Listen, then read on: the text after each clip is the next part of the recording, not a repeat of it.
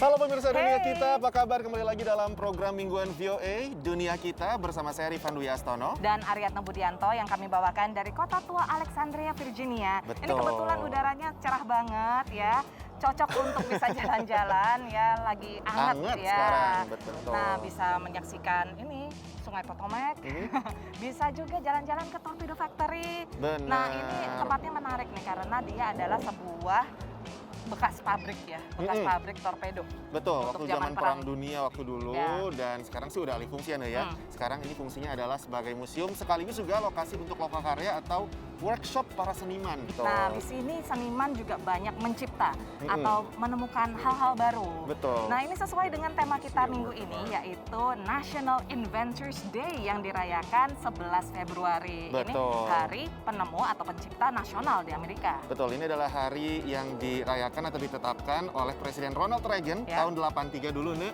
Dan ini kenapa ditetapkan tanggal 11 Februari untuk menghormati sosok penemu juga yaitu Thomas Alva Edison. Oh iya, yang salah satu penemu dianggap terpenting lah ya, salah satu yang terpenting ya di Amerika Serikat dan juga di dunia. Nah, liputan kita pertama adalah bagaimana caranya memanfaatkan teknologi virtual reality bukan hanya untuk mainan, untuk game dan lain sebagainya, tapi untuk membantu para pasien dengan PTSD, Post Stress Traumatic Disorder. Yes, untuk orang-orang yang itu tadi ya, Post Traumatic Stress Disorder. Betul sekali. Nah, satu lagi kita bakal main ke New York nih, ya. Kita bakal main ke industri fashion di sana karena pemerintah setempat itu bakal menerapkan undang-undang yang bisa menerapkan fashion yang sustainable atau berkelanjutan. Dan ini disambut nih oleh para pelaku industri fashion di sana untuk mencoba memanfaatkan sampah-sampah fashion. Pengalaman realitas virtual ini bukan permainan video. Ini aplikasi bernama Brave Mind yang dirancang untuk menggambarkan zona perang secara realistis dan bertujuan mengobati personel militer yang menderita stres pasca trauma. You can put the patient in specific contexts that are most relevant for them, whether it's an Afghan village or a busy Iraqi marketplace. The clinician can control the time of day, the sound effects. We're trying to make it so the brain doesn't react in fight, flight, or freeze mode when they walk into a crowd or they have to sit at a restaurant with their back to the door. Grace Meek adalah pendiri Soldier Strong, organisasi nirlaba yang berupaya memasukkan aplikasi Brave Mind ke rumah sakit veteran. Menurutnya, aplikasi ini menarik para veteran militer muda. The post 9/11 generation is, really a gaming generation. It's just a different style than going and laying on the couch and talking to a therapist. Menurut Scape, terapi realitas virtual bermanfaat bagi sebagian besar pasien. Tapi ada juga yang lebih memilih metode tradisional. Menurutnya, menghidupkan kembali trauma meski hanya dalam simulasi adalah obat keras untuk masalah sulit. It's always going to be a difficult memory, but it's not going to be a restrictive experience that keeps people from engaging. Saat pertama kali diperkenalkan ke Brave Mind, Chris ingin mencoba berbagai pengalaman realitas virtual. Ia sangat dipengaruhi oleh aplikasi untuk para penyintas trauma seksual yang adalah sebuah kategori baru. The scenario has you in a bar and you're talking to somebody and your eyelids fade to black, and then next thing you know you wake up and you see your eyelids slowly open and you're on your back with your predator standing over you. And that one really freaked me out. Menurut Scape, sejumlah dokter mengatakan skenario ini mungkin terlalu berlebihan untuk pasien mereka. This is why this is not self-help. This is a tool in the hands of a well-trained clinician. Dan memang diperlukan obat keras untuk menyembuhkan masalah yang sulit. Dari California, VOA. This is all out of shoes from a thrift store. Nicole mahir memberi hidup baru pada barang bekas. This is the oven mitt jacket. This one was on display at a museum for a while, so it just came back. Tak heran ia dijuluki upcycling sorceress yang bisa menyulap sesuatu jadi lebih baik. Dulu Nicole bekerja sebagai desainer grafis di sebuah perusahaan besar produsen sepatu. Melihat begitu banyak yang terbuang, mulai dari kain, kancing, resleting, hingga ribuan model sepatu.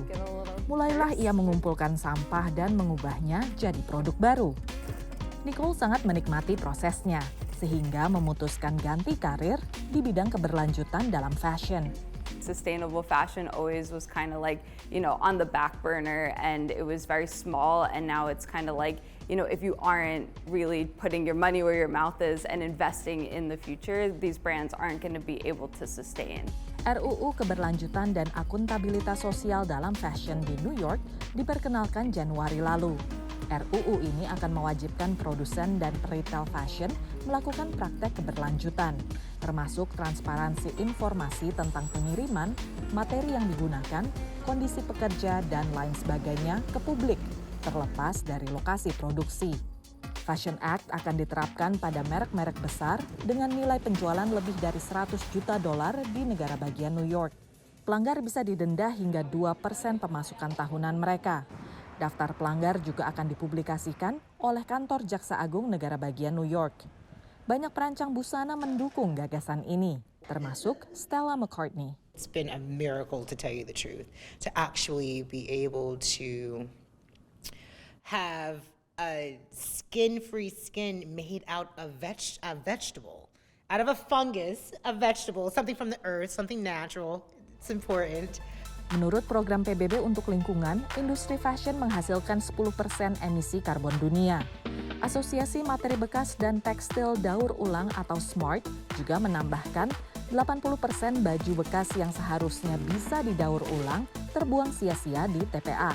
It's really important to be able to think about your childhood and your past and kind of use that as reference, but there's a lot of trash and I think this is something that I would consider trash to treasure.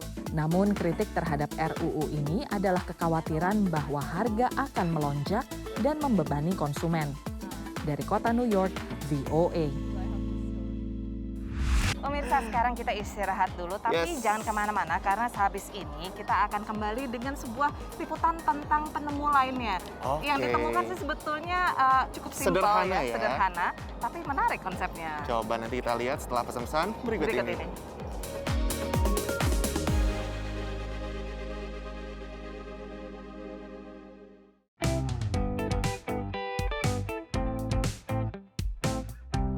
Anda masih menyaksikan Dunia Kita Produksi VOA, masih kami bawakan dari kota tua Alexandria sambil menikmati matahari. Kita juga menikmati yang namanya National Inventors Day. Hari Penemu Nasional. Nah, kali ini karena kita sedang ngomongin soal penemu, kita juga pengen berkenalan dengan 2 orang penemu. Tapi ini nggak di Amerika nih. Justru kita bakal balik jalan-jalan ke Bali di Indonesia, tapi ini 2 orang Amerika. Nah, mereka menemukan apa? Hal yang simpel. Namanya sendal jepit, pasti kalian pada pernah pakai atau punya sekarang. Tapi memang yang unik adalah material yang dipakai atau bahan yang digunakan untuk membuat sendal jepit ini nih. Mereka pakai ban bekas loh. Coincidentally, I was walking down the street one day in Seminyak, cruising along on the sidewalk, and my sandals broke. The thong on my flip-flops blew out. Secara tak sengaja, Kyle Parson, peselancar asal San Francisco ini menemukan sandal dengan sol terbuat dari ban motor bekas. I thought the idea was really neat, so I bought the sandals and I wore them. They weren't the most comfortable ever, but it was the idea behind the tire as a sole that struck me. Sandal yang dibelinya di Seminyak, Bali tahun 2004 melahirkan ide untuk memanfaatkan ban bekas dari tempat pembuangan sampah yang setiap tahun mencapai 1,5 juta ban di seluruh dunia. Misi Kyle menggunakannya kembali dengan nilai dan kualitas lebih tinggi. Berbekal pengalaman di bidang retail pakaian dan fashion, Kyle pun mewujudkan mimpinya. Maka lahirlah Indosol tahun 2009 yang dirintis bersama Kai Paul, penanggung jawab operasional bisnis mereka di Bali. Ya, lahir di Blok M di Jakarta, Rumah Sakit ASI tahun 1979. And sekarang aku tinggal di Bali. The challenges with producing Indosol and making really great footwear out of recycled materials is number 1, capturing the materials, number 2, cleaning the materials, and number 3, finding out the formulas and innovating the regeneration of these materials. Sandal Indosol ditawarkan dengan 5 warna utama. Hitam yang merepresentasikan ban dan daur ulang, biru melambangkan lautan, hijau hutan, coklat tanah, serta putih melambangkan mineral dan rempah-rempah. Model, warna, kenyamanan, serta daya tahan Indosol menjadi daya tarik bagi para pembelinya. Melalui Indosol, keduanya berharap dapat semakin meningkatkan kesadaran masyarakat akan lingkungan dan menjadi bagian dari solusi. Encouraging people to be more aware of materials around them and what can be reused, and also just being more responsible in their everyday life.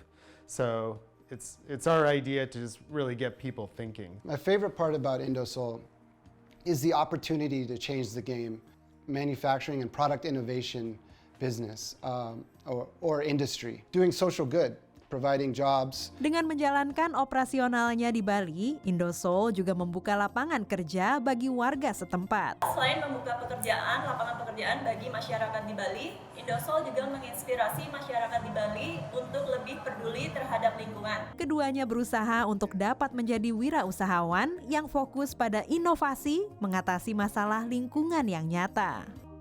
Dari San Francisco, California, Dania Iman, Andri Tambunan, Nia Iman Santoso, VOA. Ya, sebelum istirahat, kami ingin mengajak pemirsa untuk antisipasi merayakan dunia kita episode ke 1000. Nggak kerasa, udah mau 1000 episode sebentar lagi. Luar biasa ya. Nah, dalam rangka 1000 episode ini, kami ingin mengajak pemirsa, yuk, gimana kesan-kesan Anda terhadap dunia kita? Mungkin ada pemirsa yang udah setia gitu ya, lama. Kayak misalnya Rifan. Aku sudah sejak SMP loh nonton dunia kita, dan itu menginspirasiku untuk akhirnya bisa berada di sini juga nih. Mungkin akhirnya bisa ke Amerika. Betul, dunia kita juga punya makna yang spesial. Di hati Anda, silakan pemirsa dunia kita untuk mengirimkan testimoni tentang dunia kita. Apa sih kesan dan maknanya buat Anda dalam bentuk video? Langsung dikirimkan ke Instagram VOA Indonesia atau ke Instagram kami berdua juga boleh. Betul, atau juga di sosial medianya VOA Indonesia ya tentunya. Dan nanti kami akan memberikan kenang-kenangan untuk Anda. Betul Dari sekali. VOA. Nah, sekarang kita istirahat lagi, tapi kita akan segera kembali. Jangan kemana-mana pemirsa, tetap di Dunia Kita.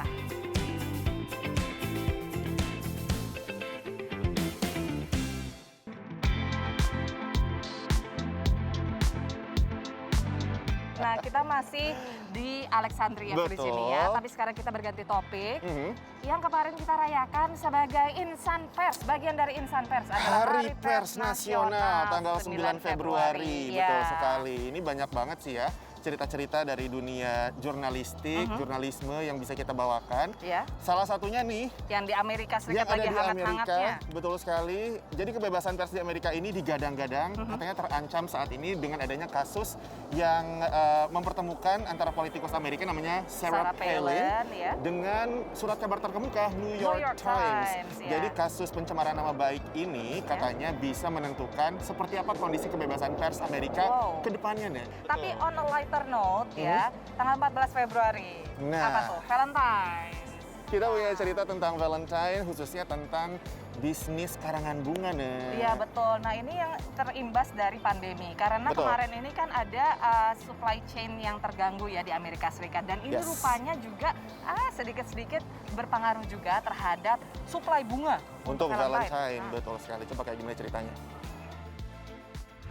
Kebebasan pers di Amerika Serikat berada di persimpangan.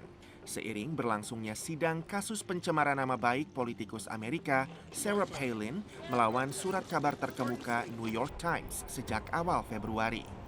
Palin mengklaim New York Times merusak reputasinya dalam sebuah artikel opini yang ditulis Dewan Redaksi. Artikel itu secara keliru menyebut retorika politik Palin memicu kasus penembakan massal di Arizona tahun 2011 yang menewaskan 6 orang dan melukai seorang anggota Kongres. New York Times telah mengakui kata-kata yang digunakan dalam penerbitan awal artikel itu keliru, tanpa kesengajaan maupun niat memfitnah. Menurut pengamat, bergulirnya kasus Palin ke meja hijau merupakan hal yang langka. So ordinarily in a case involving defamation claims by a public figure, the media ought to feel very confident because the standard established by the New York Times versus Sullivan case from 1964 is an extraordinarily high bar.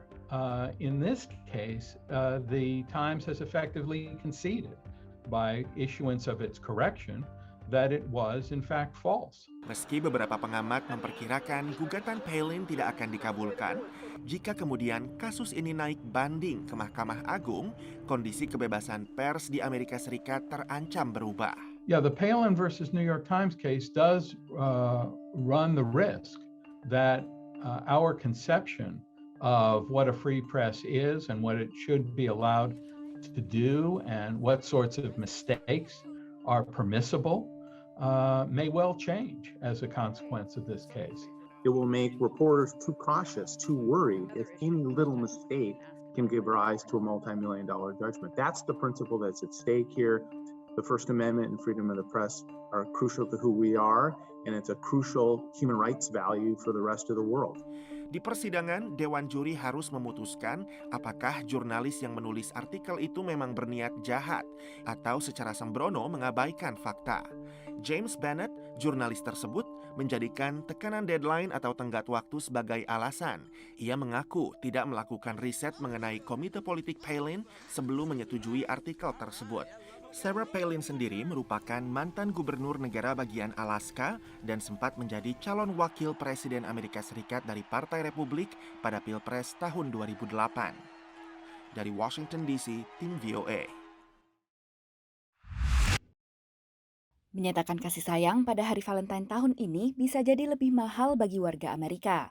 Pasalnya, harga bunga meningkat akibat pasokan yang terbatas. We can still get pretty much whatever we need. It's just it takes a little bit longer and it's a little bit more expensive. Belum lagi, hari Valentine kali ini jatuh pada hari Senin setelah Super Bowl Sunday atau pertandingan football favorit warga Amerika. You're going to have everybody waking up after Super Bowl Sunday parties going, "Oh my God, it's Valentine's Day."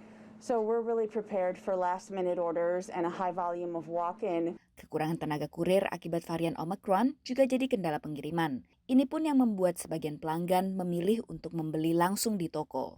I just figured why not order them now, you know what I mean? I've been looking online and then I didn't, you know, the thing with online is you can't really tell what it is. 75% dari bunga potong yang dijual di Amerika Serikat diimpor dari Kolombia, menurut data Departemen Agrikultur Amerika Serikat. Jumlah yang signifikan ini berkat perjanjian perdagangan bebas antara Amerika dengan Kolombia yang menghapus tarif jasa dan barang untuk meningkatkan hubungan dagang kedua negara. Dan hari Valentine jadi titik mula masa sibuk industri bunga potong di Kolombia. En este momento estamos ya en plena temporada de San Valentín para el 2022, una de las dos temporadas principales junto con el Día de la Madre todos los años. Esperamos que se vendan alrededor de 650 millones de flores. Por ser San Valentín, la mayoría son rosas, pero se venden todo tipo de flor. Selama pandemi, produksi bunga potong menghadapi beragam tantangan. Las dificultades han sido enormes. Lo principal ha sido proteger la salud de los trabajadores para poder darle continuidad a la operación. Y por otro lado, los problemas logísticos, la escasez de capacidad de transporte aéreo y el mayor costo del transporte aéreo. Namun sektor ini termasuk yang cukup cepat beradaptasi kembali. Pues hubo un declive en marzo del 2020, marzo, abril, mayo, fueron unos meses golpeados pues por todo el tema de que los países estaban cerrados. Pero a partir de agosto del 2020 se notó ya una recuperación y volvimos a niveles prepandemia. Perusahaan riset pasar Ibis World menyebut industri bunga di AS mencapai $5 miliar per tahun. Meski sempat menurun akibat pandemi, namun maraknya toko bunga online membuat sektor ini tetap bertahan. Demikian laporan VOA.